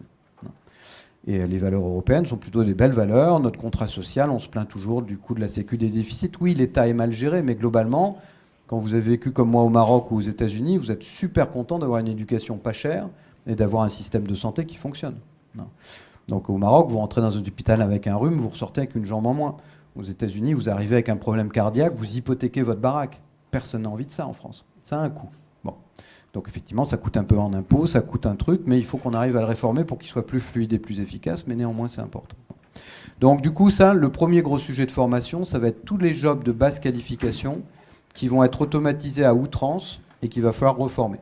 C'est peut-être pas votre sujet directement, mais ça mérite quand même des développements, parce que par la formation à distance, par des filiales spécifiques, par des filières spécifiques, moi je trouve que même les grandes écoles devraient s'intéresser à ce phénomène-là, parce qu'il est massif. Deuxième chose qui est intéressante dans ce phénomène, c'est que effectivement, il contribue à la data, et donc là, pour le coup, alors, école ingénieur, matheux, etc., là, il y a une profession où il n'y aura pas de pénurie, effectivement, c'est tout ce qui est lié à la data, aux data scientists, etc., mais c'est 0,000 quelque chose % de la population. C'est pas ça qui va recréer les millions d'emplois qu'on va perdre. Bon. Mais néanmoins, vous êtes mieux placé quiconque, notamment à Centrale, etc., pour travailler effectivement ces profils. Donc là, il n'y a pas trop d'inquiétude à se faire. Tous ceux qui sont bons en maths dans un monde de data vont trouver un job de façon assez évidente. Bon. Là où ça va être un petit peu plus compliqué, c'est que, sous votre contrôle, hein, mais l'appréhension qu'on peut avoir d'une école d'ingénieur et du système ingénieur à la française, c'est deux défauts. Un, une innovation plutôt incrémentale, c'est-à-dire j'améliore toujours un process, mais je ne disrupte pas. Et aujourd'hui, le monde est au disrupteur. Bon, il y a des gens qui voient non pas le process, comment je l'améliore, mais comment je le réinvente totalement. Et là, on est un peu moins bon. Et la deuxième chose, c'est la culture du produit parfait, qui fait que le temps qu'on mette sur le marché un produit qu'on estime enfin parfait, les autres ont déjà rasé le marché, il n'y a plus de place pour nous. Bon. Donc il va falloir qu'on s'adapte à ces deux composantes. Donc c'est vrai que dans une école comme Centrale, mais j'imagine au travers des startups, des incubateurs, vous êtes déjà là-dedans, la principale qualité qu'il va falloir développer, c'est effectivement la disruption, la créativité à outrance, la capacité de regarder les systèmes en dehors des systèmes et non plus d'améliorer des systèmes existants. L'innovation, aujourd'hui, c'est plus une innovation incrémentale, c'est une innovation de disruption. Et ça, c'est vraiment très important parce que c'est pas du tout le même process. Et bon, alors, il très provoque Nicolas à l'école 42, mais il dit, voilà, enfin, surtout, c'est pas moi qui l'ai dit, mais il dit, à un moment donné, notre système éducatif, ce sont des encres à faire couler le bateau. C'est-à-dire que c'est une machine anti-productivité parce qu'on reproduit des schémas, on les améliore. Non, là, on est en train d'inventer des schémas nouveaux. Bon. Donc il faut vraiment être très alerte là-dessus, d'où la perméabilité nécessaire avec le marché, sur laquelle je vais enfin finir mon intervention après. Donc l'ubérisation, ce n'est pas une révolution. Hein, tout le monde vous parle de 4e révolution. Je ne sais pas si vous avez vu une révolution quelque part, moi j'en vois pas.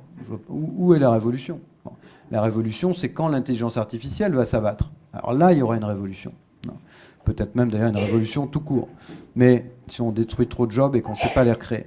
Mais de l'autre côté, il n'y a pas de révolution. C'est juste un changement de plus, un peu brutal, avec des méthodes différentes, des plateformes, mais il n'y a pas de révolution. Franchement, il n'y a pas de révolution. Donc du coup, et ça c'est important aussi, c'est de savoir quel sens on donne à tout ça, et donc du coup, quel va être l'enseignement de demain à notre humble avis. Bon. Le sens que tout ça dégage, c'est que, il va falloir être super inventif. Donc quel que soit le type d'enseignement, le type d'école, le type de formation, du boulanger jusqu'à l'ingénieur, le monde va être un monde de créativité. Donc ça veut dire que tout ce qui va donner de l'autonomie, de la capacité de réfléchir par soi-même, de la capacité d'inventer, c'est ce qu'on va devoir donner le plus possible à ceux qu'on forme aujourd'hui. La deuxième chose, qui n'est peut-être pas nécessaire, parce qu'il y a beaucoup qui n'aimeraient pas que vous leur donniez, c'est de leur donner la capacité d'avoir un sens critique le plus aigu possible. Pourquoi? Parce qu'en fait, c'est juste pour donner un sens à ce qu'on développe. Le sens. Et c'est vrai que c'est un mot que moi je ne prononçais pas quand j'avais 25 ans en sortant d'école et que je vois beaucoup dans les startups. Dans mon association, on a 4500 entrepreneurs que j'ai créé en rentrant en France, qui s'appelle Parrainer Croissance. Jamais j'ai entendu autant de gens parler de sens. Et ça, c'est rassurant. Mais pour qu'il y ait du sens, il faut se créer son propre sens. D'abord, il n'y a pas un sens universel, parce qu'il y a des valeurs qui changent avec les cultures. La valeur d'un Chinois, d'un Indien, d'un Africain sahélien ou d'un Africain urbain, d'un Vénézuélien ou d'un Français ne sont pas les mêmes. Il y a 2-3 trucs universels, les enfants, les trucs, la religion pour ceux qui sont d'une religion, etc. Mais grosso modo, il y a des choses qui sont très variables selon les cultures. Et moi, j'ai eu la chance de vivre dans 7 ou 8 pays. Vous apercevez très vite que ce qu'on vous a appris comme une certitude est une certitude en France, mais pas dans le pays d'à côté. Et donc, du coup, ce qui est vraiment intéressant, c'est quand vous regardez les principaux collèges qui sont dans la Silicon Valley, la plupart d'entre eux sont déconnectés.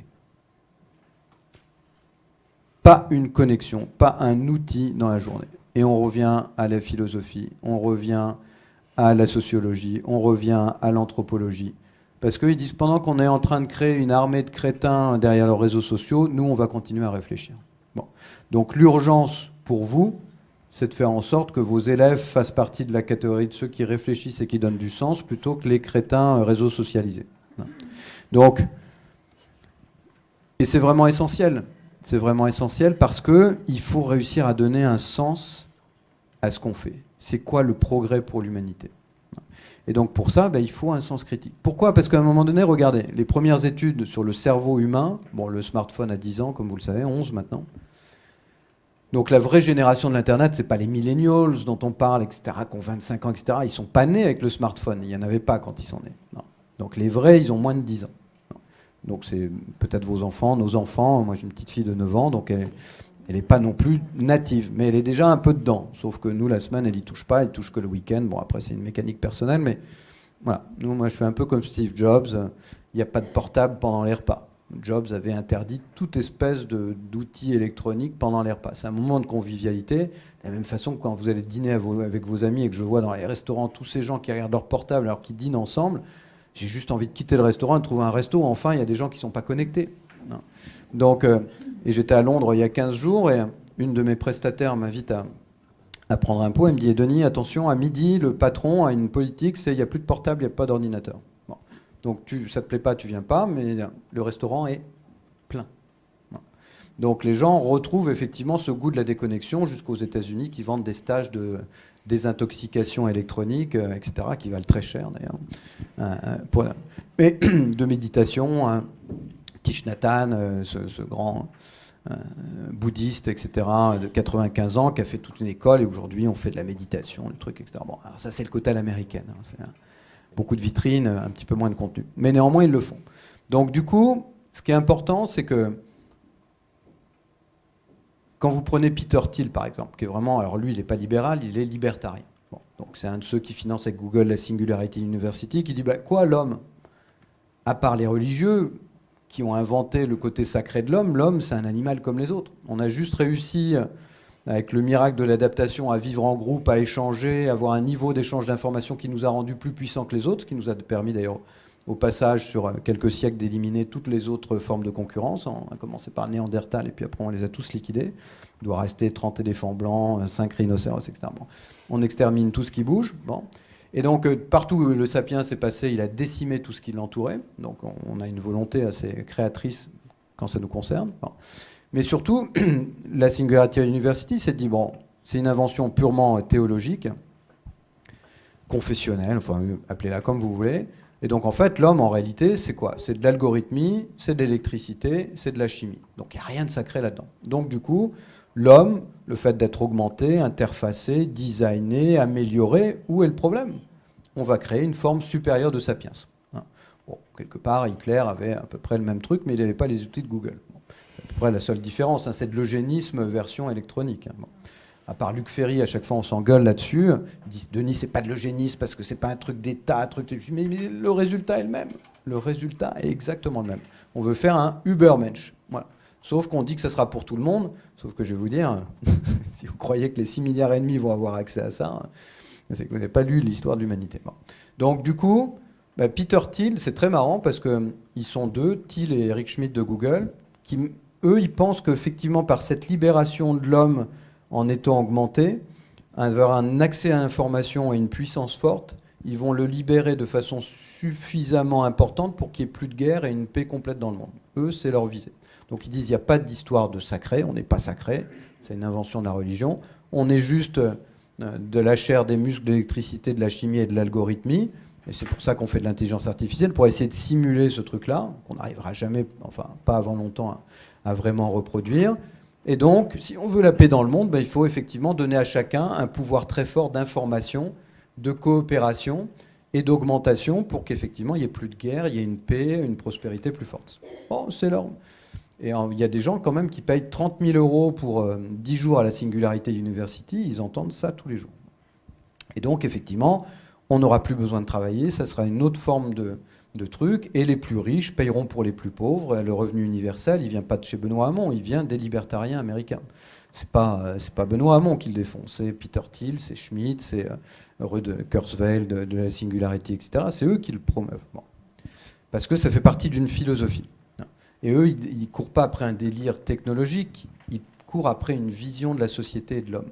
Donc c'est ça que vous devez donner, non pas en leur disant c'est ça la vérité, mais en leur disant réfléchissez ça. Et ça, il faut vraiment, je veux dire, l'enseignement devrait être au moins à 20% aujourd'hui sur toutes ces matières. D'où on vient, comment on a évolué, comment on réfléchit. Alors évidemment, ils pourront lire Kant, la critique de la raison pure, et découvrir qu'en fait, on n'a pas vraiment sa propre raison et qu'on n'est que le fruit de son éducation. Mais c'est quand même nous. Et donc, c'est quand même pas totalement idiot. Bon, je vous rassure sur Kant, j'ai jamais réussi à me passer la page 20, mais néanmoins, on m'a fait une synthèse brillante que m'ont fait des gens beaucoup plus brillants sur le sujet. Donc, du coup, parce que j'ai passé Doliprane pour attaquer le reste du bouquin. Donc ça, je pense que c'est vraiment extrêmement important. La troisième chose qui me paraît essentielle, c'est le raccourcissement des formations.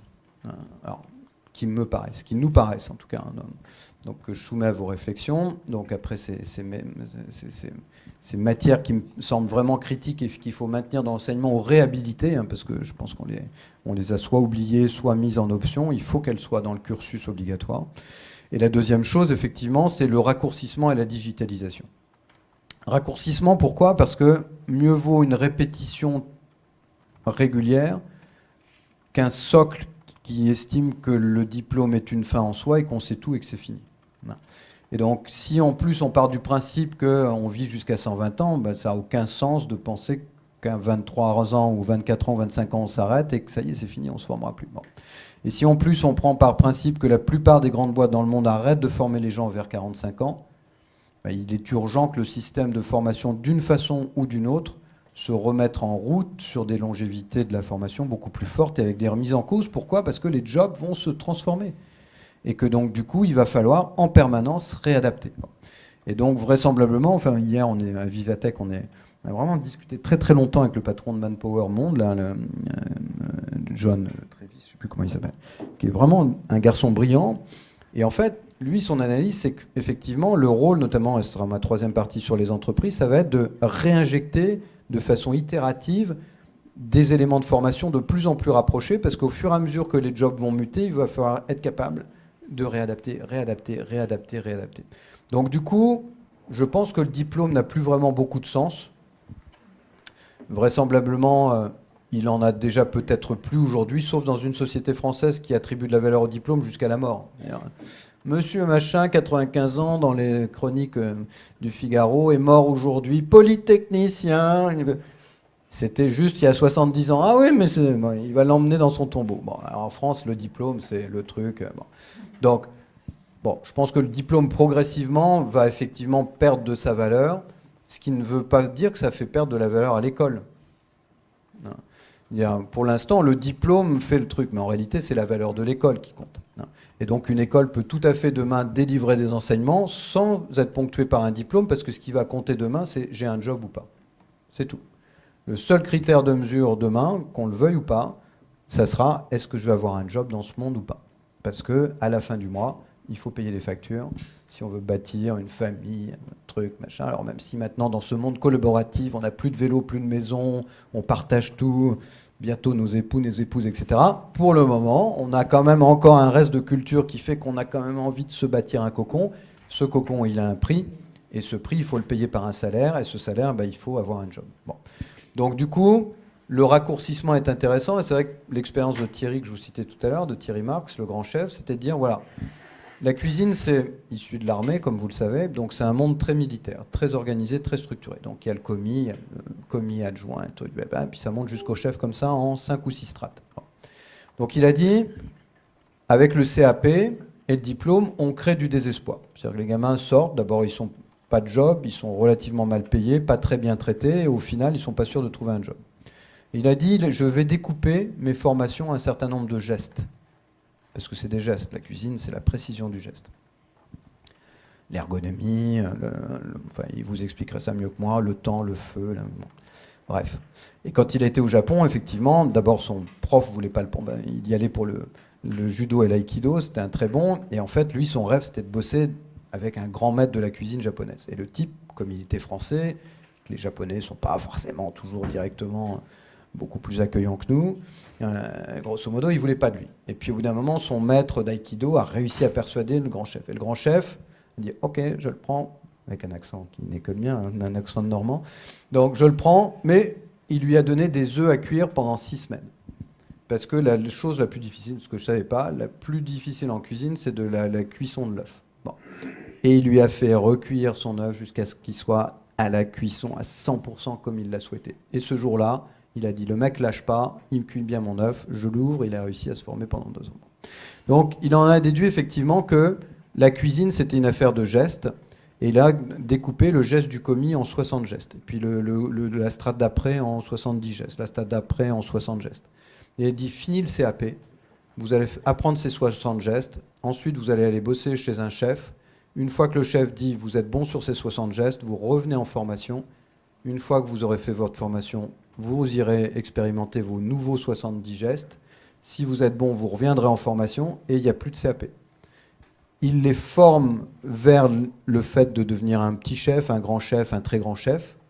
Ils n'auront jamais eu un diplôme et ils n'auront jamais fait autre chose que de l'alternance, et à chaque fois avec une augmentation de leurs responsabilités, du prix auquel ils sont payés, et ce que lui le fait rêver, puisqu'à 16 ou 17 ans, il ne savait ni lire et écrire, il a dit, je les mets dans un projet.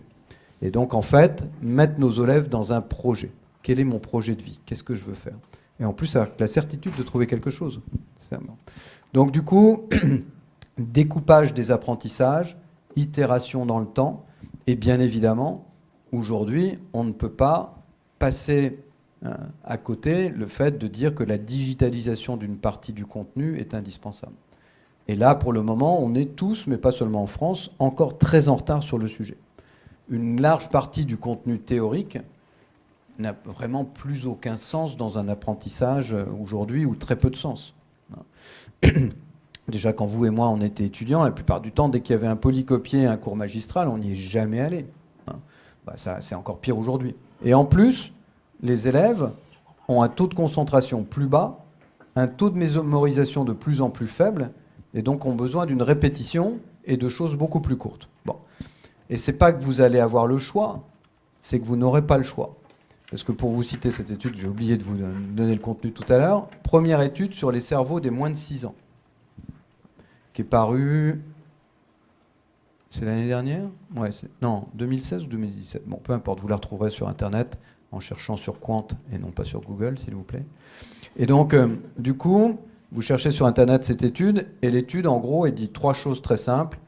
Baisse du QI tel qu'on le connaît aujourd'hui, peut-être qu'il est mal mesuré, hein, comme le PIB aujourd'hui, un instrument débile, puisqu'en fait, il ne mesure pas les services, il ne mesure pas l'immatériel, il ne mesure pas le digital. Bon.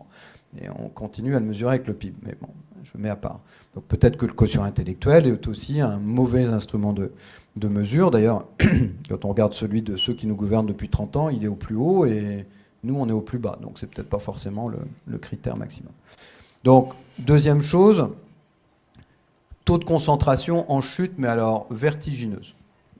Concentration, aujourd'hui, c'est une pathologie, pour eux, c'est naturel. Il n'y a plus de concentration. Donc, ce qui fait que, regardez, enfin, pour moi qui fais du e-learning depuis 15 ans, avant, on arrivait à faire des modules d'1 heure, 1 heure et demie sur des CD il y a 10 ans. Aujourd'hui, la pression que nous mettent nos clients, non, dépassez pas 2-3 minutes sur chaque contenu. Donc, il faut qu'on arrive à découper des contenus sous forme de serious game, de réalité virtuelle, de trucs, pour que les gens restent. Alors déjà, vous parlez des neurosciences, avec tous les ressorts des neurosciences qu'on utilise au profit de la pédagogie et du taux de rétention. Et en plus, sur des sujets très courts, répétitifs et le plus ludique possible, parce que sinon, ils n'y vont pas. Avec des rewards, enfin avec tout ce qui fait le jeu aujourd'hui, qui est un phénomène que les neurosciences finalement remettent au goût du jour, mais dont on connaît les ressorts depuis assez longtemps, néanmoins aujourd'hui. Donc, ça veut dire que... Et la dernière chose, et ça c'est le plus inquiétant pour moi en tout cas, et pour les neuroscientifiques, c'est la baisse de la mémoire. Et là, le taux de mémorisation est en chute libre. Ce qui veut dire que, et ça, les GAFA raffolent de ça, mais tout le monde du digital, parce qu'eux, ils disent, c'est super. Si les gens n'ont plus de mémoire, la mémoire va être externalisée, va être cloudisée, et devine qui va s'en occuper, c'est moi, je veille sur toi, je t'aime, fais-moi confiance. Bon.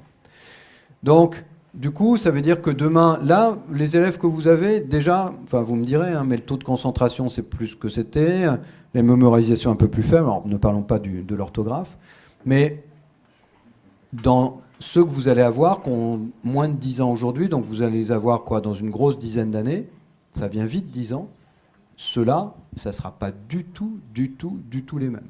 Mais alors plus du tout. Bon. Donc pour le coup, il faut se préparer à ça. Et il faut s'y préparer maintenant, parce que 10 ans, c'est demain. Bon. Et puis en plus, tous les systèmes d'intelligence artificielle sont assez bas aujourd'hui. Un Siri, enfin, je ne sais pas si vous avez acheté ce truc stupide d'Amazon ou de Google à qui vous demandez « fait beau aujourd'hui ?» Truc à la con, enfin, passe la tête à travers la fenêtre, vous savoir s'il fait beau, il n'y a pas besoin de demander à Google. Bon. Il y a des embouteillages aujourd'hui. Tu demandes à Paris si Anne Hidalgo est toujours maire, et tu sais qu'il y a 346 km de bouchons. Je veux dire, il n'y a pas besoin de demander à Google. Bon. Et donc, du coup, l'idée, c'est vraiment de dire l'enseignement va être itératif, il va s'étaler dans le temps, il va devoir retravailler des formules, et entre le savoir, le savoir-faire et le savoir-être, une large partie du savoir peut passer online aujourd'hui. Et dans des formats qui donnent envie, qui sont ludiques, qui utilisent justement tout cet attrait du jeu que les neurosciences réhabilitent, enfin, plus large que ça, bien évidemment, je ne veux pas réduire ça au truc, mais qui est le truc que le cerveau adore, entre la partie narrative, la partie addictive, etc., et qui fait que je vais aller plus loin parce que je veux conquérir le truc, et donc je passe... Bon, voilà, il utilise tous ces ressorts entre les deux lobes qui ont deux fonctionnements un petit peu différents, et de façon assez amusante, antagonistes par certains côtés. Donc du coup, vraisemblablement... les diplômes vont s'évaporer pour plein de métiers, parce que ce qui comptera, ce sera effectivement la capacité d'avoir le meilleur enseignement possible pour avoir la capacité de trouver un job le lendemain. et que finalement, diplôme ou pas, c'est plus ça qui comptera, d'autant que le métier sera remis sur l'établi en permanence, et que le diplôme sera juste la sanction d'une typologie d'enseignement qui n'est plus adaptée 10 ans plus tard. Donc en fait, il n'aura plus de validité. Donc la seule validité qui restera, c'est la qualité de la façon de former les gens. Et donc pour moi, je pense que nos écoles resteront des grandes écoles à partir du moment où elles vont s'arc-bouter sur le fait d'offrir le meilleur. Et là, ce qu'il faut faire, c'est de définir qu'est-ce qui est le meilleur. Donc la digitalisation va devoir être très importante. Et pour vous qui vous êtes associés entre plusieurs écoles, c'est le seul moyen d'y aller en plus. Chaque école ne peut pas le faire seule. Des écoles ensemble peuvent non seulement mutualiser des contenus, et c'est pas que des MOOC, c'est pas que du digital learning, etc. Il y a plein de choses à développer, ça coûte quand même un petit peu d'argent, et donc forcément il faut se mutualiser pour le faire. Bon. Parce que financièrement ça coûte, et vous ne pourrez pas le financer autrement. Et puis dernier élément, et j'arrête parce que je suis sûr que j'ai déjà trop largement débordé, le dernier élément, c'est l'interaction avec les entreprises.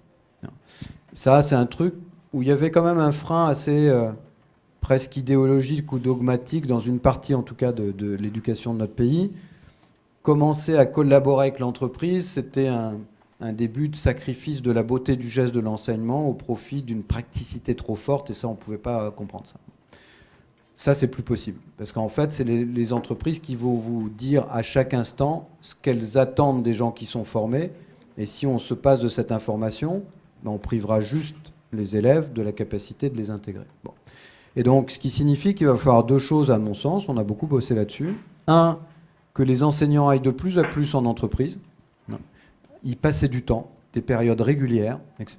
Nous, on l'avait mis en place pour les députés et les sénateurs il y a quelques temps, et c'était trop court, mais néanmoins, c'était quand même utile.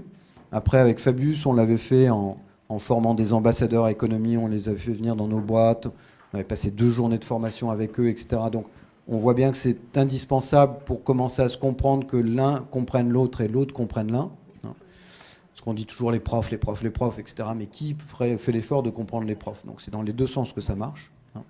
Donc, prof en entreprise et entreprise chez prof. Donc, ça veut dire que les notions de chaire qu'on trouve aux États-Unis ou en monde anglo-saxon, les centres de recherche, l'investissement dans les startups, dans les incubateurs, tout ça va devoir se mélanger et se retrouver dans l'enseignement d'une façon ou d'une autre. Donc le lien entre l'entreprise et l'enseignement va devenir indispensable parce que les jobs vont muter tellement rapidement que vous devez être les premiers à avoir l'information. Et pour ça veut dire que vous devez avoir un lien essentiel avec l'entreprise, y compris en vous y rendant vous-même.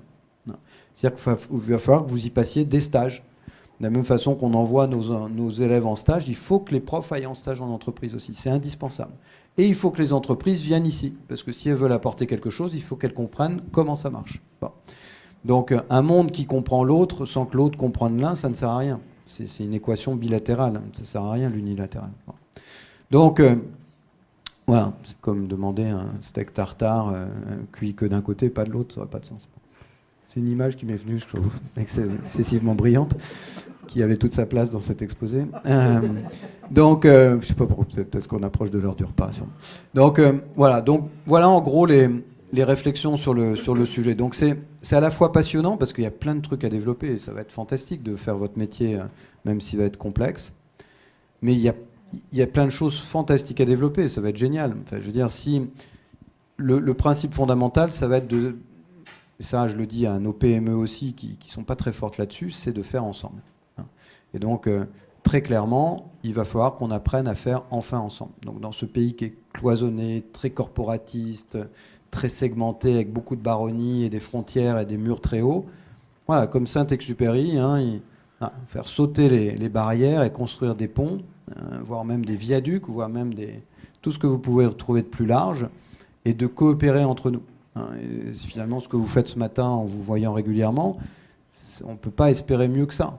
C'est-à-dire vous le faites ensemble, dans des écoles qui sont très différentes, avec des sujets différents, mais elles ont tout un point commun, c'est qu'il faut qu'on forme une génération qui trouve du sens à ce qu'elle fait et qui va trouver un moyen de l'exprimer professionnellement, parce qu'elle a toute sa vie à faire.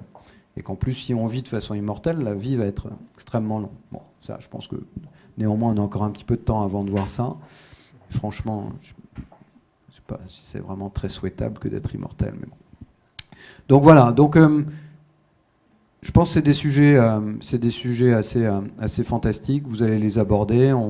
Nous, on serait ravis d'ailleurs de continuer les échanges, parce que là, on s'est vu une fois cet automne, on se voit aujourd'hui. Je parle beaucoup, trop passionnément, et je devrais parfois parler pas du tout, mais en même temps, il faut bien qu'on échange. D'ailleurs, s'il y avait des questions, moi, ça me passionnerait, parce que j'ai besoin d'apprendre des choses et d'être aussi challengé sur plein de choses. Mais il faut qu'on continue, c'est-à-dire qu'il faut tous ensemble qu'on continue et qu'on internationalise d'ailleurs cette réflexion, notamment au niveau européen, et vraisemblablement aussi africain. C'est-à-dire, un des trucs que la France doit comprendre, c'est qu'effectivement, l'Afrique, c'est 1,2 milliard d'individus, bientôt 2 milliards, et que l'Europe plus l'Afrique, tout à coup, ça fait une alternative très sympathique entre la Chine et les États-Unis. Et donc, du coup, il y a juste 55% d'une population africaine d'1,2 milliard qui a moins de 25 ans et qui n'est pas formée.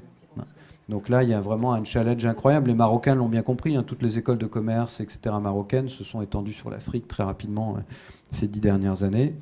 Moi, j'ai vécu de 2000 en 2005, j'ai vu le début effectivement de cette migration. C'est-à-dire la voie des élèves africains qui venaient au Maroc parce que c'était trop cher en France et qu'en plus il n'y avait pas de visa, et les écoles marocaines qui se délocalisaient là-bas. La France devrait le faire. On a 600 millions d'individus à former en Afrique. C'est juste extraordinaire en termes de business. Bon, ils ont tous un smartphone. On peut passer des contenus d'éducation, légers, petits, certes, mais on peut passer plein de trucs. On peut créer plein de coopérations. Et en plus, c'est un marché pour le digital. Enfin, il y a des trucs, j'ai pas le temps de vous raconter ce matin, mais qu'on est en train de faire qui sont très exaltantes. Et là où, avec les outils, on va plutôt détruire de l'emploi chez nous, là-bas, ça va en créer. Donc, du coup, on peut aussi expérimenter des modèles économiques et humains très différents et aller le voir. Enfin, moi, je suis au board d'SOS Sahel, qui est une grosse ONG qui travaille sur 11 pays du Sahel. C'est incroyable ce qu'on peut faire avec les technos. Ce qui va servir à détruire des choses chez nous va créer des choses là-bas incroyables. Bon, donc, du coup, avec le même outil, on peut faire deux choses différentes, et la frontière entre les deux, c'est le sens. Voilà. Et on revient toujours au sens. Voilà. Donc, formez-les à avoir du sens, mais pas votre sens ou mon sens, à s'emparer d'un sens. Voilà. Et des sens, il y en a plein, y compris des interdits. Donc, voilà. Et les interdits sont, pour rappel, en France depuis 68, il est interdit d'interdire. Donc il faut qu'on se remette à cette philosophie.